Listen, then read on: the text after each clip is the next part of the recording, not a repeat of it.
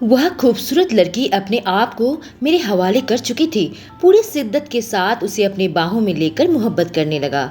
उसने आंखें बंद कर ली थी। उसके जिस्म से उठती मादक खुशबू मुझे मदहोश कर दिया। पर अचानक ही उसने कहा, मुझे हाथ न लगाओ, कल मेरी शादी है। कहकर वो जाने लगी कि मैं उसे करीब खींचकर नरम नरम हिस्से में हाथ रख दिया। उसने कहा, यूं रुकोगे तो मैं जा नहीं पाऊंगी। और फिर अपने होंठ। दोस्तों, ऐसी रोचक कहानी सुनने के लिए चैनल को सब्सक्राइब करें। काम के सिलसिले में मैं दूसरे शहर गया था। रात को ड्राइव करके हाईवे से वापस आ रहा था। गाड़ी में हल्की म्यूजिक चला दी थी। बारिश का मौसम था। बाहर काफी घने बादल थे। धीरे धीरे बारिश हो रही थी।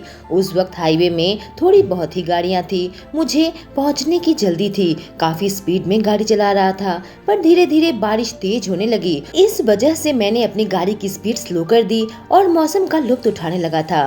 अचानक रास्ते में मुझे एक लड़की नजर आई। मैंने अपनी गाड़ी की ब्रेक लगाई। शायद लड़की की गाड़ी खराब हो गई थी। वह वहीं खड़ी हुई बारिश में भीग रही थी। मुझे गाड़ी रोकता देखकर काफी डरी हुई थी। मेरे पास आ गई। मैंने खिड़की से मुंह निकाल कर पूछा, क्या बात है? उसने कहा, मेरे कार की टायर पंचर हो गया है। यूं हाईवे में फंस गई हूँ। मुझे समझ नहीं आ रहा है मैं क्या करूँ।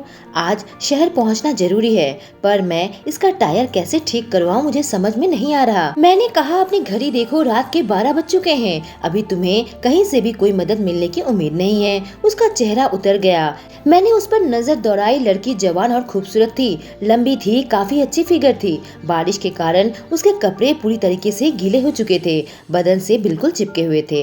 लड़की नीली जींस और लाल टॉप पहने हुए थी। उसके चेहरे में मासूमियत और डर झलक रहा था। मेरी बात सुनकर काफी मायूस हो गई। अपने आप ही बड़बड़ाने लगी। अब मैं क्या करूं? मैंने कहा, आप चाहे तो मैं आपको आपके घर तक ड्रॉप कर देता हूँ। गाड़ी यहीं छोड़ दो। लॉक करके कल अपने घर से इस लोकेशन में किसी को भेज देना। वह ठीक करवा कर ले आएगा। इसके अलावा तो कोई ऑप्शन नहीं है। लड़की काफी परेशान नजर आने लगी। कहने लगी, नहीं, मैं कार को छोड़कर नहीं जा सकती। यह मेरी सैलरी की खरीदी हुई पहली कार है। कहीं चोरी हो गई तो? हाईवे में तो कार यूं चोरी हो जाती है। मैंने कहा, तुम यूं जवान लड़की रास्ते में खड़ी रहोगी तो तुम्हारी इज्जत को भी खतरा हो सकता है। कैसी पागल लड़की हो जो सिर्फ तुम्हें अपनी कार की चिंता है। उसने कहा, अपनी खरीदी पहली कार से यूं ही मोहब्बत होती है। आप नहीं समझोगे। आप रईस लगते हो, पर मैं एक आम मिडिल क्लास लड़की हूँ। हमारे लिए तो कार खरीदना ही बहुत बड़ी बात है। उसकी बात सुनकर मैं मन ही मन मुस्कुराने लगा। हाँ, मैं एक रईस इंसान हूँ, पर कार से मोहब्बत तो मुझे भी है। मेरे पास तो कई सारी कार है। अपनी खरीदी पहली कार से मुझे आज भी मोहब्बत है। पर इस लड़की का यह मोहब्बत नहीं बल्कि पागलपन है। यूं बारिश में भीग कर तो यह बीमार पड़ जाएगी। यही मन ही मन सोचने लगा। मैं आगे कार बढ़ाने ही लगा था।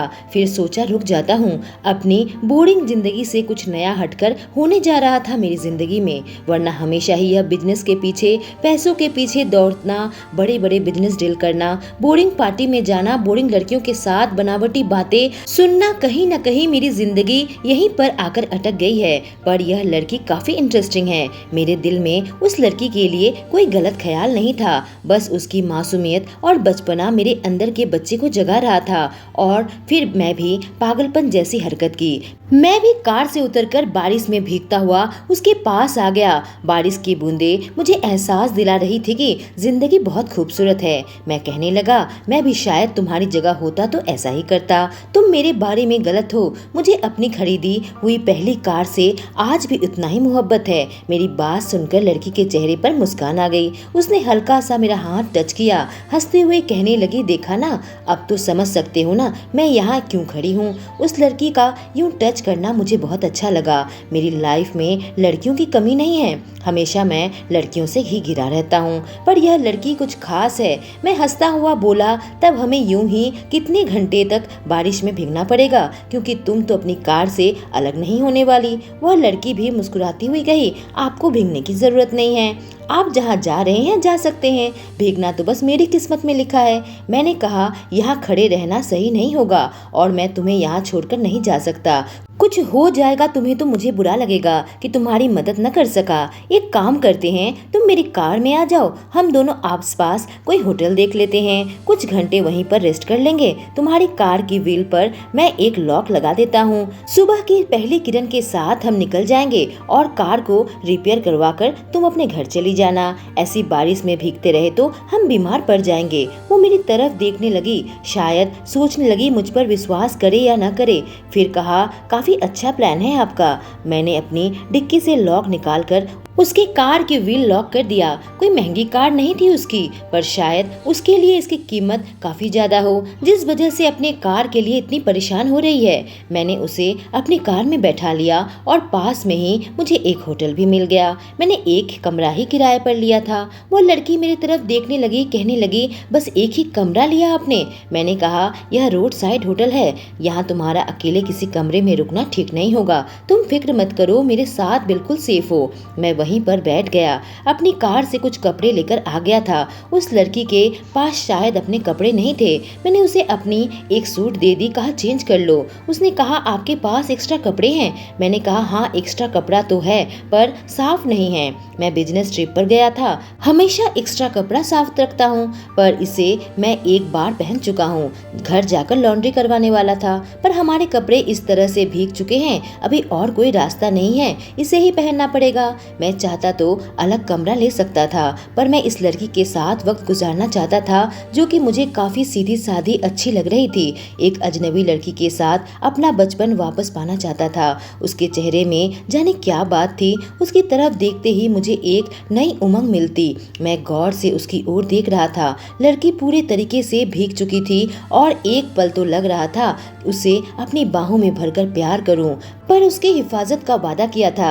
ऐसे में मेरा पहल करना ठीक नहीं होगा। खुद पर काबू करने लगा। उसने कहा, मैं वॉशरूम में जाकर चेंज करके आती हूँ। मैं उसकी तरफ देखकर मुस्कुराने लगा, वह भी मुस्कुरा रही थी। लड़की की नजरें भी मुझ पर ही टिकी हुई थी, लेकिन जब वह चेंज करके बाहर निकली, उसको देखते ही मेरा दिल बिल्कुल थम गया। वह बस मेरी शर्ट पहनकर बाहर आ गई, बाकी उसके अपने सारे कपड़े उतार दिए थे जो कि गीले थे। उसने कमरे में ही अपने कपड़े सूखने को डाल दिए। बिना वक्त गवाए मैं भी जाकर चेंज करके आ गया था। अपने कपड़े सूखने को डाल दिए। मैंने कहा, तुम्हारा नाम क्या है? उसने कहा, मेरा नाम अंजलि है। और आपका? मैंने कहा, मेरा नाम राहुल है। उसकी ओर बड़े गौर से देख रहा था, सोच रहा था ऐसे क्यों बाहर आ गई। मेरी नजरों से शायद अनकंफर्टेबल हो गई। कहने लगी, आपका पैंट मुझे नहीं आ रहा, पहनकर फायदा नहीं है, नीचे आ जाएगा। मेरा शरीर बिल्कुल मजबूत है, मैं हट्टा कट्टा हूँ, जिम जाता हूँ। इस लड़की की कमर मेरे से काफी ज्यादा पतली है। मैं ही ठहरा पागल जो यह सब सोचने लगा था। व्हाइट शर्ट होने के कारण उसका जिस्म हल्की हल्की नजर आ रहा था। लड़की के बारे में कुछ बुरा ख्याल मेरे दिल में नहीं लाना चाहता था, पर मेरी हालत खराब होने लगी थी। मन ही मन सोचने लगा, मुझे अलग कमरा बुक कर लेना चाहिए था। कैसी पूरी रात मैं अपने जज्बातों पर काबू कर पाऊंगा। लड़की बिल्कुल मेरे करीब आकर बैठ गई और अचानक ही मेरे हाथ पर अपना हाथ रख दिया। कहने लगी, थैंक यू। मैं करीब 1.5 घंटे से हाईवे में खड़ी थी, इतनी कारें आई गई, कोई मदद के लिए नहीं रुका। बहुत भला हो आपका जो आपने अपनी कार रोक ली। आज का जमाना ही ऐसा है, लड़कियों पर भी कोई विश्वास नहीं करता। उसके चेहरे में मासूमियत थी। गाल कितने खूबसूरत हैं। मेरे मुंह से निकल गया, तुम बहुत खूबसूरत हो। लगता है ईश्वर ने बड़े फुर्सत से तुम्हें बनाया है, बिल्कुल चांद सा मुखरा है। ऐसी मासूमियत मैं आज तक तुम जैसी लड़की नहीं देखी। तुम्हें यूं अकेला छोड़कर मैं कैसे चला जाता।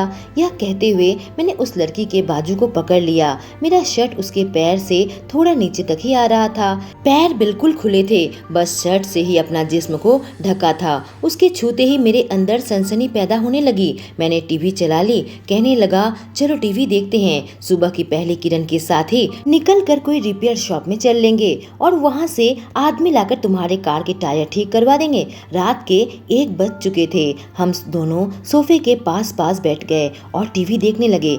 एक रोमांटिक मूवी चला दी थी, उसी में हम दोनों डूबने लगे और धीरे धीरे हम करीब आने लगे। मैंने उस लड़की के बाजू पकड़ लिया, जाने कब मेरा हाथ उसकी जांघ पर रेंगने लगे। लड़की की सांसों में घबराहट खटखटाहट थी। मैं उसकी खुशबू से बेकाबू होने लगा, पर मैंने मन में ठान लिया था उसके साथ हद में रहूंगा। उसने मुझ पर विश्वास किया था, उस विश्वास को मैं नहीं कुचल सकता।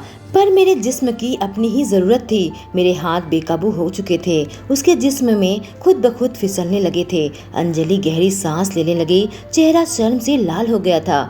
उसने मुझे नहीं रोका। करीब 1 घंटे गुजर गया। मैं उसके जिस्म को होले होले छूने लगा था, पर अब मुझसे रहा नहीं जा रहा था। वह भी मदहोश होने लगी थी। धीरे धीरे वह खूबसूरत लड़की अपने आप को मेरे हवाले कर दिया। अब मैं पूरे शिद्दत के साथ उसे अपनी बाहों में लेकर मोहब्बत करने लगा। उसके गर्दन को होले होले चूमने लगा था।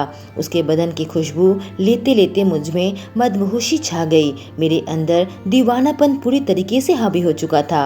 वह भी पूरी तरीके से आत्मसमर्पण कर चुकी थी। मैं धीरे धीरे उसके शर्ट के बटन खोलने लगा। वह इकलौता कपड़ा उसके बदन में था, उसे उसके तन से जुदा करने लगा। उसकी तरफ देखकर मुस्कुरा रहा था। उसकी आंखों की गहराई में डूब चुका था। अभी 2 बटन ही खोले थे कि उसने अचानक मेरा हाथ रोक लिया और ना में सिर हिलाने लगी, कहने लगी, इससे ज्यादा ना करो। मैं उस पल में तुम्हारे साथ अपनी जिंदगी जी ली है, इससे ज्यादा मैं नहीं कर सकती। मैं हैरत से उसकी ओर देखने लगा।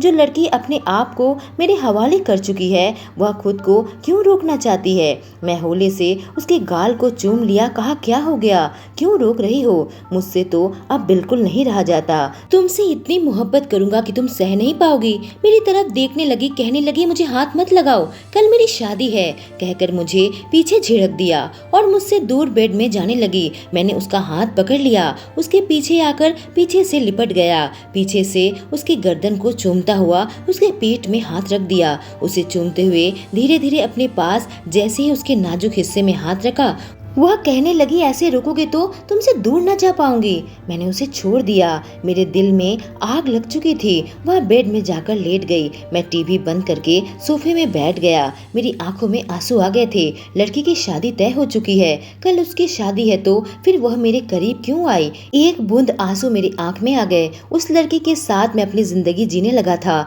कुछ ही घंटे में अंजलि मेरी जिंदगी का हिस्सा बन चुकी थी और एक झटके में उसने मुझे यूं अपने से दूर कर दिया। सोफे पर लेट गया। जाने कब मेरी आंख लग गई। अगले दिन सूरज की पहली किरण के साथ ही मैं उसकी मदद करने लगा था। मैं उससे नजरें भी नहीं मिला पा रहा था। रात में हमारे बीच में काफी कुछ हो चुका था। हम दोनों एक दूसरे के इतने करीब आ चुके थे, एक पल में यूं अलग होना पड़ा। आज अंजलि की शादी हो जाएगी, वह किसी और की हो जाएगी। उसकी कार रिपेयर में मैंने उसकी मदद की। उसने मुझे हक करके थैंक यू किया।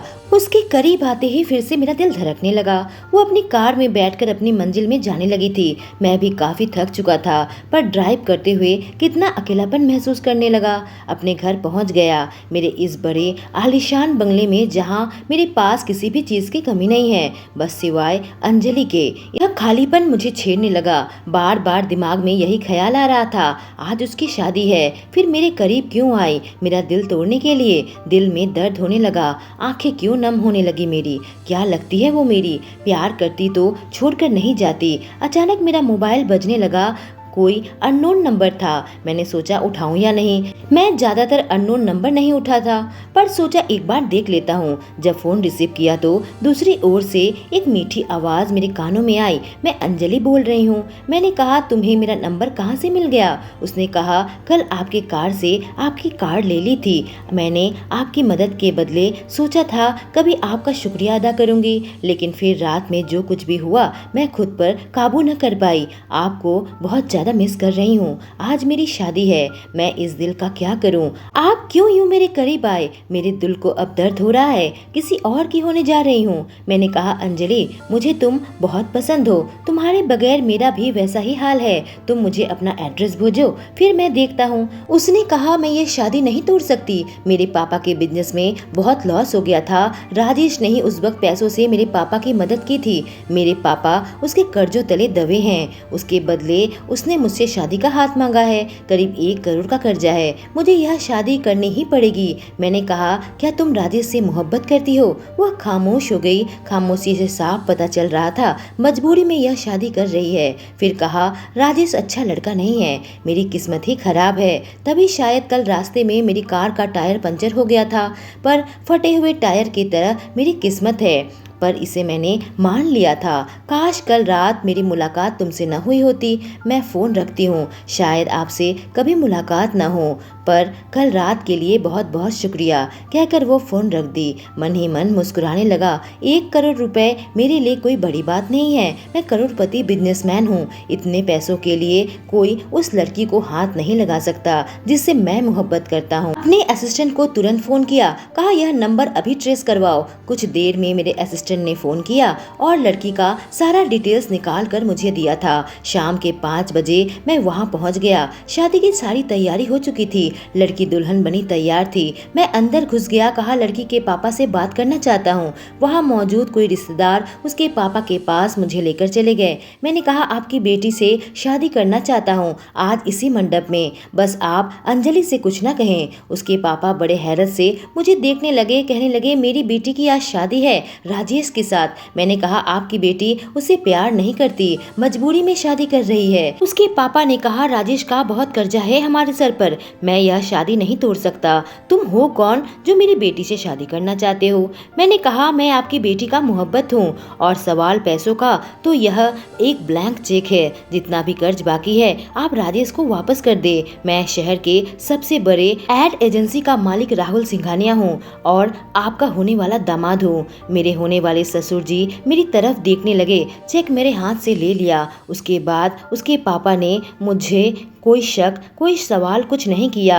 वह जानते थे अंजलि यह शादी मजबूरी में कर रही है। जाते वक्त बस कहा तैयार हो जाना, 7 बजे का मुहूर्त है। 7 बजे तक मेरे घर वाले और दोस्त अभी वहां पहुंच चुके थे।